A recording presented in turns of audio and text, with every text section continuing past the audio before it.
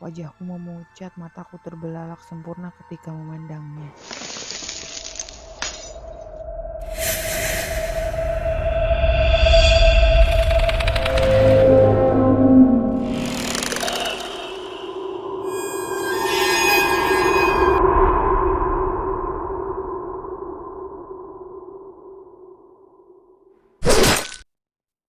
Hai, halo semua. Jumpa lagi di channelnya aku Next Room yang selalu membahas tentang scary thing, waiting, dan juga mysterious thing.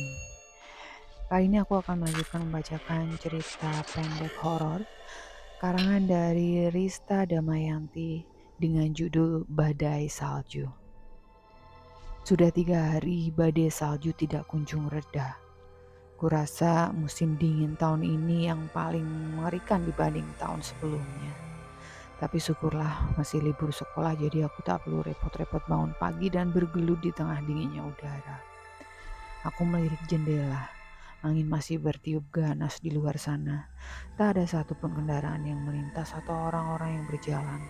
Lalu mataku tertuju pada ibu yang sedang memakai mantel coklatnya. Kedua orang tuaku akan ke rumah nenek. Katanya nenek sedang sakit. Ibu dan ayah mengajakku, tapi aku menolak.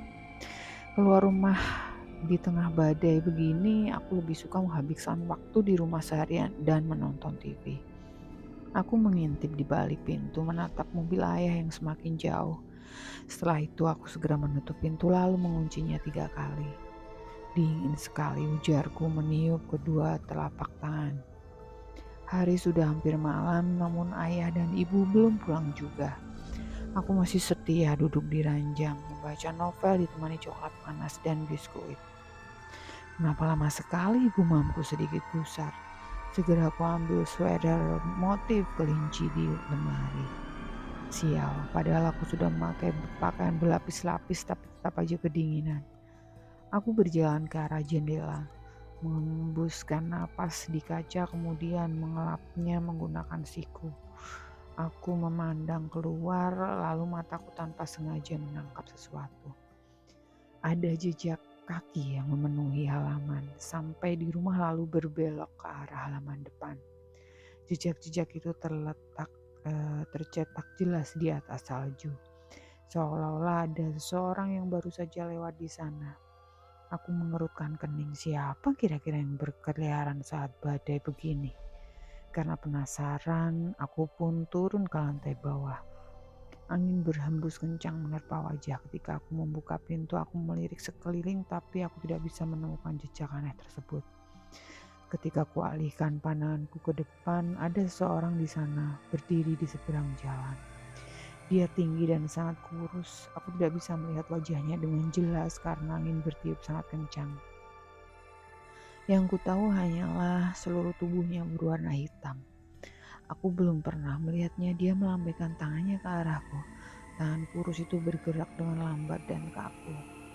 Bunyi nyik terdengar nyaring di telinga setiap kali ia melambaikan tangannya. Aku menyipitkan mata. Hei, apa yang kamu lakukan di sana? Kok bisa kedinginan? Teriakku.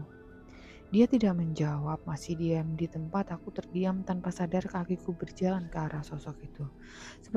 Sepertinya dia mengatakan sesuatu tapi aku tidak bisa mendengarnya dengan jelas. Sialan badai ini. Aku tidak bisa mendengarmu, ucapku. Gemetar menahan dingin, sosok itu masih melambaikan tangan. Tiba-tiba langkahku berhenti. Jarak kami hanya beberapa meter. Wajahku memucat, mataku terbelalak sempurna ketika memandangnya. Sosok itu memiliki jari yang panjang dan kuku-kuku seruncing ujung jari. Wajahnya rata, tanpa hidung, tanpa mata. Hanya mulut penuh gigi taring yang ia punya. Seluruh tubuhku terasa membeku saat melihatnya, menyeringai dan sangat lebar, hampir memenuhi setengah wajahnya. Semua menjadi hening. Deru angin tidak lagi terdengar olehku. Seakan-akan aku sedang berada di dimensi lain. Leherku seperti dililit sesuatu hingga aku tak bisa berteriak atau bernafas, sedangkan mataku masih menatapnya. Mulut lebarnya bergerak pelan.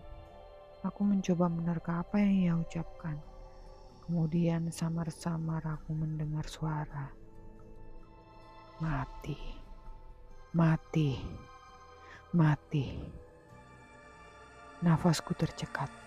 Belum sempat aku menoleh ke samping, sesuatu menabrak tubuhku hingga terdengar bunyi brak yang sangat keras.